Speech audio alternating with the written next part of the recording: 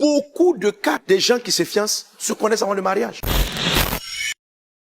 Je connais tes œuvres, ton amour, ta foi, ton fidèle service, ta constance et tes dernières œuvres plus nombreuses que les premières. Mais ce que j'ai contre toi, c'est que tu laisses la femme Jézabel, qui se dit prophétesse, enseigner et séduire mes serviteurs. Ok, voici une église qui aimait Dieu, dont les œuvres pour Dieu ne faisaient que croître, augmenter. Autrement dit, une église dans la victoire. Mais il y avait une faille au sein de cette communauté, c'est que un enseignement subtil que la Bible présente comme étant Jézabel, mais à cette époque, la dame appelée Jézabel est décédée depuis longtemps, mais l'esprit Jézabel existe toujours. Et il s'était donc infiltré sous un regard prophétique dans cette église-là qui servait Dieu avec efficacité, dont les ouvrages étaient encore plus grands, dont l'amour pour Dieu était encore plus grand. Le mot séduire ici est le mot aussi envoûté. Tu laisses la femme Jézabel qui se dit prophétesse enseigner. Donc, ces enseignements créaient un envoûtement au sein de l'église, au point où des serviteurs de Dieu étaient comme entraînés dans l'impudicité. Beaucoup d'impudicité aujourd'hui dans nos églises sont dues à des envoûtements, à des enseignements sournois, subtils, que de manière consciente ou inconsciente, le pasteur a laissé dans l'église. Vous savez, quand j'ai lu ce passage en train de parler de l'envoûtement, je me suis rendu compte aussi que ces dernières années, on a eu à beaucoup lutter contre l'esprit d'impudicité. Et on est surpris de voir des jeunes qui paraissent si zélés, quelquefois même des serviteurs de Dieu,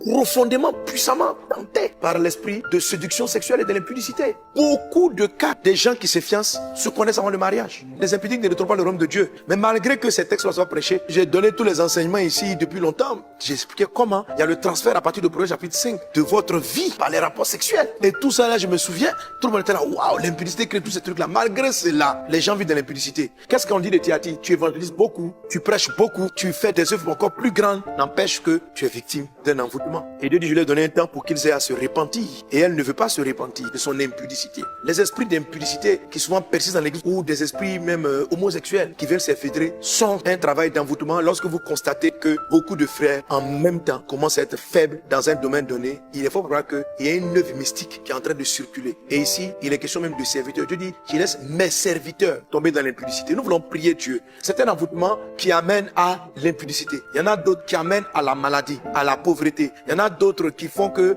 tu perds ton travail, tu perds tes œuvres. Nous voulons prier que toute forme d'envoûtement dont tu es victime, dont une église quelconque est victime, soit délivrée aujourd'hui même. Que ce temps dans sa présence soit suffisant pour que Dieu étende sa main et te délivre ensemble. Élevons nos voix et prions.